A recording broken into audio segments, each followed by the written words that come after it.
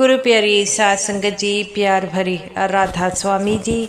सात संगत जी, आज की वीडियो को पूरा ज़रूर देखिए। अगर वीडियो अच्छी लगती है तो वीडियो को ज़रूर लाइक और चैनल को सब्सक्राइब करना मत भूलिएगा।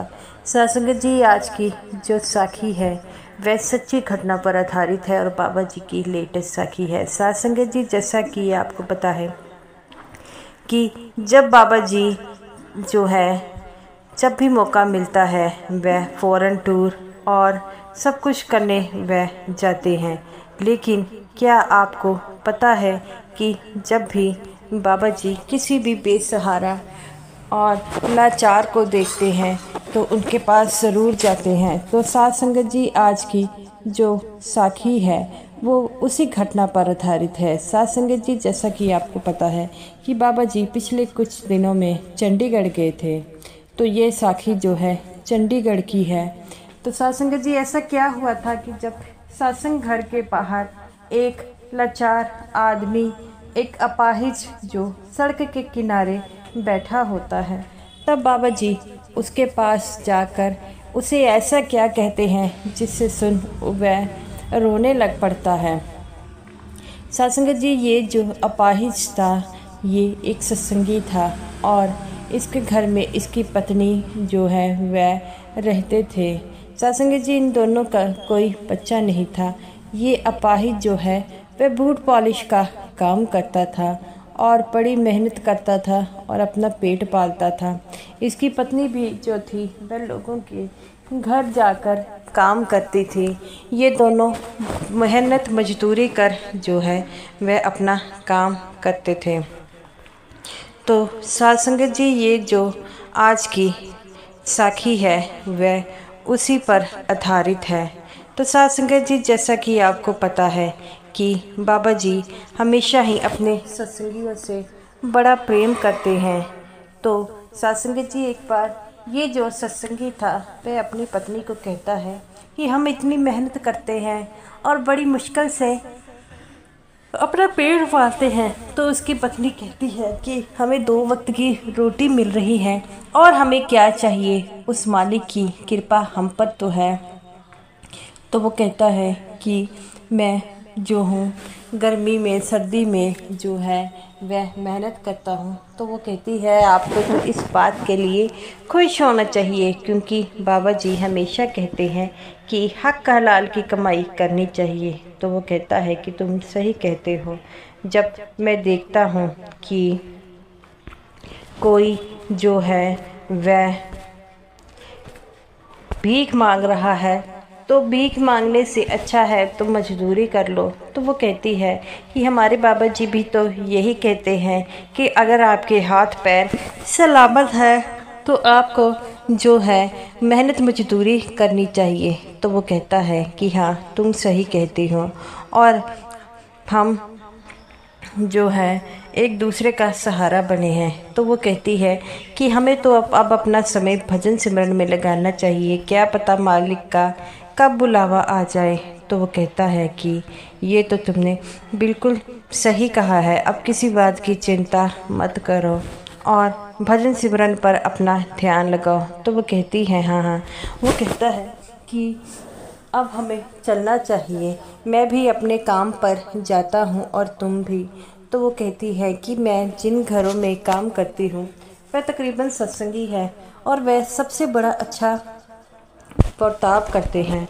तो वो कहता है ये भी मालिक की मौज है कि तुम्हें एक सत्संगी परिवार के घरों का काम मिला है। वो कहती है कि वह तो हमें यही कहते हैं कि उस मालिक की रजा में रहना चाहिए। तो वो कहती है कि हाँ, तो ठीक है, तो आप ऐसा कीजिए कि आप जो है वह मालिक की कृपा कर कर जो उसके लिए जो आपको करना होगा।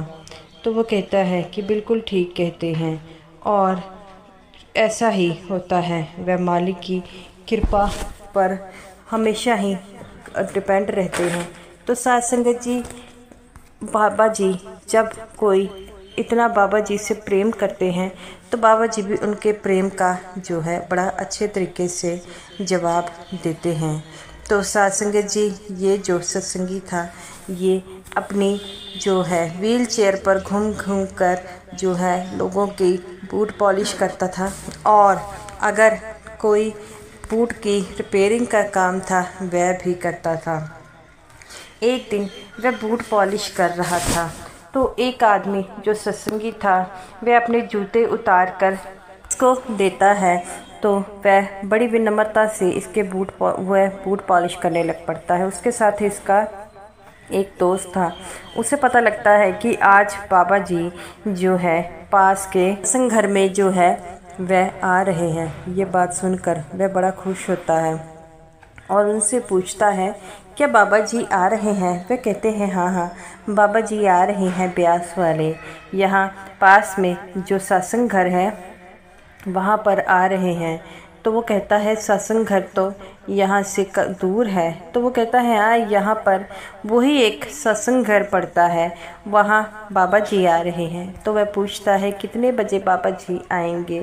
तो वो कहता है, ये तो मालिक की मौज है, आपको पता है ना, जब बाबा जी की मर्जी होगी।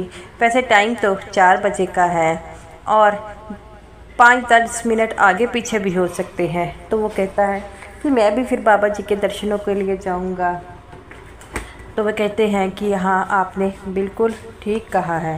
तो वह दोनों पति पत्नी वह जो है वो कहता है, मेरी पत्नी भी सत्संगी है। तो वो कहता है, ये तो बड़ी अच्छी बात है और आप मेहनत मजदूरी करते हैं। तो वो कहता है कि बाबा जी तो हमेशा ही कहते हैं कि ऐसे ही मेहनत मजदूरी करनी चाहिए। तो वह कहता है कि आपकी बात से मैं सहमत हूँ। तो वह कहता है, ठीक है, तो मैं ये कोशिश करूँगा कि मैं बाबा जी के दर्शनों के लिए पहुँच सके। वह सत्संगी कहते हैं कि अगर आपको हमारी किसी तरह की मदद की ज़रूरत होगी तो हमें ज़रूर बताना। तो वह कहते हैं, नहीं नहीं, मैं अपनी इसी गाड़ी में जो है मेरी चेयर है इसके बैठ जाऊंगा। तो वह कहते हैं, अच्छा कोई बात नहीं। तो वह सत्संगी उसी में बैठकर जाने लग पड़ता है और अभी टाइम जो था वह 3:30 बजे हैं। तो वह कहता है, अगर मैं धीरे धीरे पहुंच जाऊं तो भी पहुंच जाऊंगा, लेकिन अगर सेवादार ने 10 मिनट पहले गेट बंद कर दिया तो मैं नहीं पहुंच पाऊंगा। तो वह जाने लग पड़ता है तो एक और आदमी उससे बूट पॉलिश करने के लिए आ जाता है। वह कहता है, चलो इनके भी जल्दी से बूट पॉलिश करके मैं वहाँ पर पहुँच जाता हूँ। और वह जाने लग पड़ता है और जब वहाँ पर पहुँचता है तो वह लेट हो जाता है और गेट बंद कर दिए जाते हैं। तो वह गेट के बाहर बैठकर और रोने लग पड़ता है। तो वह कहता है कि बाबा जी लगता है आ गए हैं, गाड़ियाँ तो बाहर लगी हुई हैं, आज बाबा जी के दर्शन नहीं हो पाएंगे। वह वहाँ पर बैठकर रोने लग पड़ता है और वह मालिक से यही फरियाद करने लग पड़ता है कि मालिक आपने जो किया है वह ठीक है, लेकिन मैं यही चाहता हूँ कि आप भी मेरी जो इस गलती के लिए मैं लालची हो गया था, वहाँ पर जो है मैंने देखा कि और बूट पॉलिश करने वाला आ गया है। तो वो कहता है कि मालिक अगर आप जो है मेरी इस गलती को माफ़ कर दे तो मैं जो हूँ आपके लिए बहुत ही आभारी होऊंगा। तो वह कहता है कि बाबा जी ने मुझे सब कुछ दिया है। तो ऐसा ही वह जो है सोचकर कहता है कि लगता है कि आज भी बाबा जी से मेरा जो है कनेक्ट नहीं हो पाएगा। इतना कहकर वह वहाँ पर बैठकर रोने लग पड़ता है। तभी उन्हें पता लगता है कि बाबा जी आने वाले हैं। तो वह वहाँ पर देखकर वहाँ पर खड़ा हो जाता है और बाबा जी की गाड़ी थोड़ी दूर पर थी और वह वहाँ से जाने की कोशिश करता है। तभी वह देखता है कि बाबा जी उसी की तरफ आ रहे हैं। तो वह बाबा जी को आते देखकर रुक जाता है। तो बाबा जी कहते हैं, बेटा लेट हो गए? तो वह कहता है, हाँ सच्चे पातशाह मुझे काम आ गया। तो बाबा जी कहते हैं, एक तो तुम्हें काम बहुत होते हैं, अब बताओ क्या मैं तुम्हारी मदद कर सकता हूँ? वह कहता है, बाबा जी मैं आपके दर्शन के लिए आया था। तब बाबा जी कहते हैं, बेटा मैंने कई बार कहा है कि घर बैठकर भजन सिमरन करो। ऐसे दर्शनों के लिए तुम लोग इतने व्याकुल होते हैं, कितनी जल्दी तुम आए होगे। अगर रास्ते में तुम्हें चोट लग जाती तो। वो कहता है कि मालिक आपके होते हुए कुछ नहीं हो सकता। तो बाबा जी कहते हैं बेटा किसी बात की चिंता मत करो, मैं तो हमेशा ही तुम्हारे साथ हूँ। तो वह कहता है कि बाबा जी आज मुझे लगता था कि आपके दर्शन नहीं हो पाएंगे, लेकिन आपने मुझे दर्शन देकर निहाल कर दिया। बाबा जी कहते हैं बेटा जो सच्चे मन से मुझे याद करता है मुझे तो उसके पास पहुंचना ही होता है।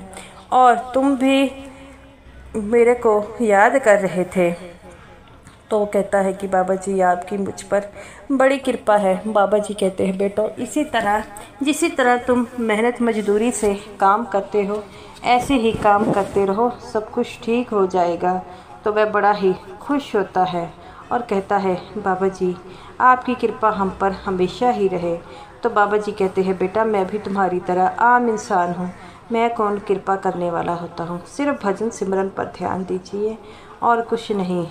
तब बाबा जी कहते हैं बेटा मैं तो तुम जैसे जो सत्संगी, बाबा जी कहते हैं बेटा तुम जैसे जो सत्संगी मेहनती होते हैं और हमेशा ही मालिक को याद करते हैं, भला मैं उनके पास कैसे नहीं आ सकता।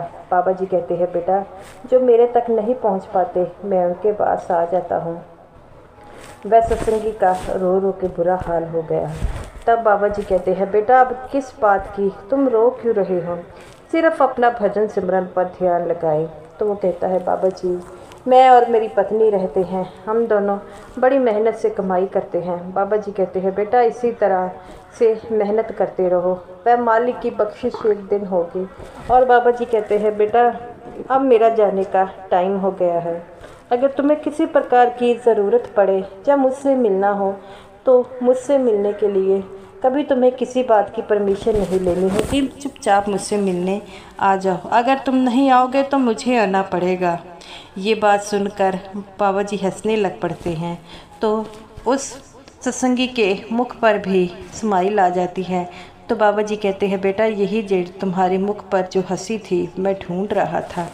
तो वो कहता है सच्चे पातशाह आपकी कृपा अगर हम पर हो तो हमें किस बात की ज़रूरत है, हम तो आपके दीदार के लिए तरसते हैं। तो बाबा जी कहते हैं बेटा इन चीज़ों का कोई मोल नहीं है, आप तो सिर्फ भजन सिमरन कीजिए वही आपके साथ जाएगा, ये चीज़ें नहीं जाएगी। और अगर उस मालिक का आप ध्यान करते हैं तो वह मालिक आपको ज़रूर मिलेगा। तो बाबा जी कहते हैं बेटा इसी तरह ज़िंदगी से कभी हार नहीं माननी, जो हार मान लेता है वह ज़िंदगी में कभी सक्सेसफुल नहीं हो सकता। तो वो कहता है कि बाबा जी मैं और मेरी पत्नी आप पर बड़ा विश्वास करते हैं, आपसे बड़ा प्रेम करते हैं। तो बाबा जी कहते हैं बेटा मैं भी आपसे बड़ा प्रेम करता हूँ और हमेशा ही आपको अपने दिल में रखता हूँ। तो वो ये बातें सुनकर वह सत्संगी बड़ा ही रोता है। तो बाबा जी कहते हैं बेटा ज़िंदगी में जो है बड़ी मुश्किलें आती हैं, लेकिन हमें उस मुश्किलों का सामना डट कर करना होगा, तभी तो हम अच्छे सत्संगी कहलाएंगे। और भजन सिमरन तो भाई करना है, जो भजन सिमरन नहीं करेगा वह हमसे जो है ज़िंदगी में कभी कामयाब नहीं होगा। उस मालिक को पाने के लिए, उस प्रीतम को पाने के लिए हमें किस चीज़ की ज़रूरत है, सिर्फ भजन सिमरन की। बाबा जी बड़े प्यार से उस सत्संगी के हाथ को पकड़ते हैं और कहते हैं कि बेटा अपना पूरा ध्यान भजन सिमरन में लगाइए और ज़िंदगी में सभी चीज़ें यहीं की यही धड़ी रह जाएगी, साथ जाएगा तो वह मालिक का नाम जाएगा और कुछ नहीं। ये बातें सुनकर वह सत्संगी बड़ा रोता है और कहता है बाबा जी आप मुझ जैसे गरीब से मिलने आए, मैं इसके लिए बड़ा भारी हूँ। बाबा जी कहते हैं बेटा मेरे लिए कोई अमीर गरीब नहीं है, जो सच्चे मन से मुझे याद करेगा मैं उससे मिलने ज़रूर पहुँचूँगा और उस मालिक की कृपा सब पर होगी। तो गुरु प्यारी साध संगत जी बाबा जी को जो सच्चे मन से याद करता है बाबा जी उसे मिलने ज़रूर जाते हैं, क्योंकि बाबा जी हमारे बाप है और जब बच्चा बाप को याद करता है तो बाप उसे मिलने ज़रूर जाता है। तो गुरु प्यारी साध संगत जी ये रही मेरी आज की वीडियो। अगर आपको ये वीडियो अच्छी लगी हो तो वीडियो को ज़रूर लाइक कीजिएगा और समूह साध संगत जी को मेरी तरफ से प्यार भरी राधा स्वामी जी। और साध संगत जी हमेशा ही बाबा जी को याद रखें और उनके बताए हुए भजन सिमरन पर अमल करते हुए हमेशा ही सिमरन पर ध्यान करें, तभी तो हम बाबा जी के जो है दया का पात्र बन सकते हैं।